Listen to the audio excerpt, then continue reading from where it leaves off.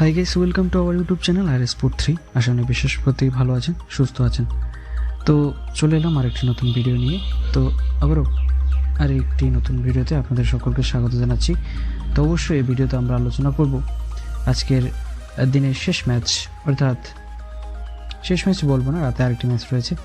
তার আগে আজকে অর্থাৎ 6 তারিখের শেষ ম্যাচ যেটি রয়েছে United states of America versus Pakistan, যেটি ম্যাচটি অনুষ্ঠিত হবে। তো তার বিভিন্ন তথ্য আমরা তুলে ধরবো। চলুন বন্ধুরা শুরু করি। আর অবশ্যই তাহলে আমরা প্রথমেই যাচ্ছি খেলার বিষয় নিয়ে। তো যদি প্রথমে বলতে হয়, অবশ্যই খেলাটি শুরু হবে হচ্ছে গ্র্যান্ড প্যারিস টেক্সাস ক্রিকেট গ্রাউন্ডে, যেটি অনুষ্ঠিত হবে আমেরিকা ভার্সেস অর্থাৎ ইউএসএ ভার্সেস পাকিস্তান, যেটি ম্যাচটি খেলা হবে। ইতিমধ্যে পাকিস্তানের প্রথম ম্যাচ অবশ্যই আজকে, এবং আপনারা জানেন যে আমেরিকা কিন্তু প্রথম ম্যাচটি তারা জিতেছে। সো বলা যায় তারা কিন্তু আমেরিকা একটুখানি তাদের জায়গা থেকে তাদের মতো করে এগিয়ে আছে, কিন্তু পাকিস্তানের সঙ্গে আমেরিকার কতটা পারদর্শিতা বা কতটা টক্কর তারা দিতে পারবে সেটি একমাত্র দেখার বিষয়। তো অবশ্যই আগে প্রথমে বলে নিই ব্রডকাস্টের কথা। প্রতিবারের মতো হকস্টারে আপনারা দেখতে পারেন এবং স্টার স্পোর্টস নেটওয়ার্কে আপনারা দেখতে পাচ্ছেন টেলিভিশনে, এবং মাঠের কথাও বললাম গ্র্যান্ড প্যারিস টেক্সাস ক্রিকেট গ্রাউন্ডে।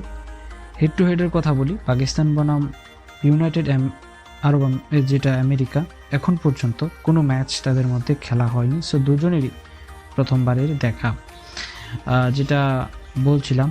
এবার হচ্ছে মাঠের যদি একটু পরিসংখ্যানটা বলি, grand Paris Texas cricket ground, যেটি এই বিশ্বকাপে দুটি ম্যাচ হয়েছে, অর্থাৎ এখন পর্যন্ত গ্র্যান্ড প্যারিস ক্রিকেট গ্রাউন্ডে দুটি ম্যাচই হয়েছে।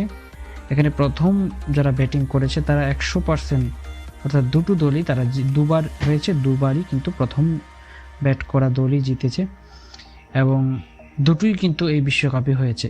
একটা নেদারল্যান্ড বনাম নেপালের মধ্যকার ম্যাচে, যেটা নেপাল খেলেছিল, এবং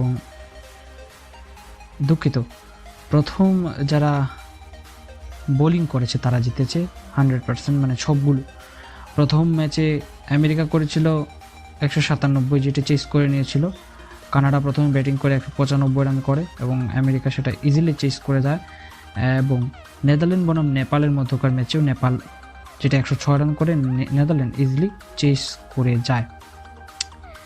তো বলা যায় একটা গুড একটা গ্রাউন্ড বলা যায়, হাই স্কোরিং কিন্তু রয়েছে এখানে। হাইয়েস্ট রান হচ্ছে 197, সর্বনিম্ন রান হচ্ছে 106, সর্বোচ্চ যে চেস সেটা কিন্তু 195, যেটা চেস করেছিল আমেরিকা।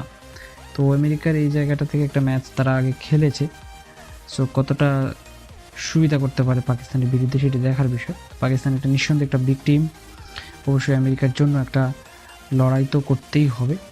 তো দেখার বিষয় কতটুকু করা যায়। আর ওয়েদার আপডেট যদি বলি, অবশ্যই ক্লিয়ার রয়েছে, কোনো সম্ভাবনা নেই বৃষ্টি বা কিছু। তো এটাই হচ্ছে এখনকার মাঠের পরিসংখ্যান। হেড টু হেডের কথাও বলেছি, মাঠের পরিসংখ্যানের কথা বলেছি, ব্রডকাস্টের কথাও বলে দিয়েছি। এবার যদি বলি আমেরিকা বনাম ইউনাইটেড স্টেটের প্রবাবল প্লেইং 11 যেটি আজকে হতে পারে। তো আমেরিকা ইতিমধ্যে একটি ম্যাচ খেলে নিয়েছে, তাদের প্লেইং 11টা যেহেতু তারা একটা ম্যাচ জয় পেয়েছে, অবশ্যই সেটা বজায় থাকবে।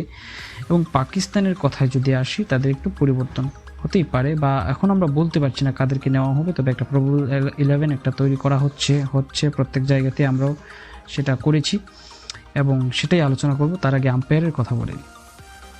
আজকের ম্যাচে দুজন আম্পায়ার হিসেবে যারা দায়িত্ব পালন করবেন মাঠে, মাইকেল গভ এবং যেটা আরেকজন থাকবেন এলাহুদ্দিন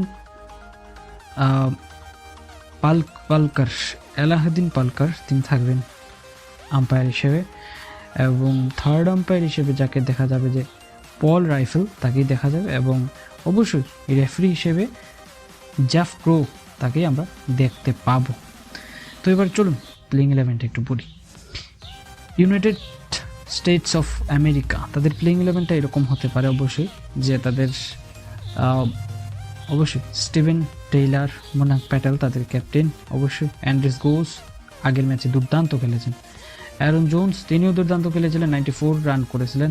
অ্যান্ড্রু গোস মূলত এই দুজন মিলেই কিন্তু কানাডার কাছ থেকে কেড়ে নিয়েছিল ম্যাচটি। এবং নীতিশ কুমার, কোরি অ্যান্ডারসন এবং হরমিত সিং এই অলরাউন্ডারটা দুর্দান্ত খেলে থাকেন। এবং এছাড়া যদি বলি আমরা শাবলি ব্যানকে দেখতে পাবো, স্কল ভ্যান যেটা দেখেছি, স্কল ওয়েস্ট জাসদীপ, দুঃখিত এই পুরো নাম হচ্ছে, আমি আবার বলছি,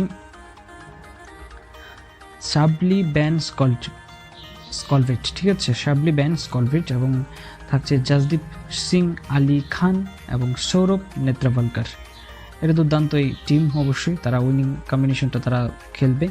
এবার পাকিস্তানের ক্ষেত্রে যদি আসি, তাদের হচ্ছে এরকমটা হতে পারে, মোহাম্মদ রিজওয়ান, সাইম আয়ুব, বাবর আজম তাদের ক্যাপ্টেন, ফখর জামান, মাঝখানে থাকবেন আজম খান, তিনিও উইকেট কিপার, মাঝখানে থাকবেন ইফতিকার আহমেদ অলরাউন্ডার, শাদাব খান, শাহিন আফ্রিদি, মোহাম্মদ আমির এবং আমরা হয়তো আবরার আহমেদকে দেখতে পাবো। অবশ্যই এই রিস্টি স্পিনার, একেবারে চাইনাম্যান, একজন দুর্দান্ত একটা স্পিনার তারা পেয়েছে পাকিস্তান, এবং নাসিম শাহ এবং হারিস রুফ আমরা দেখতে পারি। অথবা এই জায়গা থেকে আমরা হয়তো এটাও হতে পারে যে আমরা ইমাদ ওয়াসিমকে আমরা ইনক্লুডিং দেখতে পারি, কিন্তু মোহাম্মদ আমির কিংবা ইমাদ ওয়াসিম কতটা খেলবেন সেটা কিন্তু জানা যাচ্ছে না, তাদের মধ্যে একজন ইনজুর্ড কিন্তু রয়েছেন। তো এই হচ্ছে পাকিস্তান বনাম আমেরিকার ম্যাচের পুঙ্খানুপুঙ্খ বিশ্লেষণ তথ্য আমরা তুলে ধরার চেষ্টা করলাম। অবশ্যই ভিডিওটি ভালো লাগলে একটি লাইক এবং কমেন্ট করে আপনার মতামত জানাতে ভুলবেন না। আর অবশ্যই এরকম আরও নিত্য নতুন ভিডিও পেতে চ্যানেলটিকে সাবস্ক্রাইব করে পাশে থাকবেন। তো দেখা হচ্ছে আরেকটি নতুন ভিডিওতে, ততক্ষণ সবাই ভালো থাকবেন, সুস্থ থাকবেন।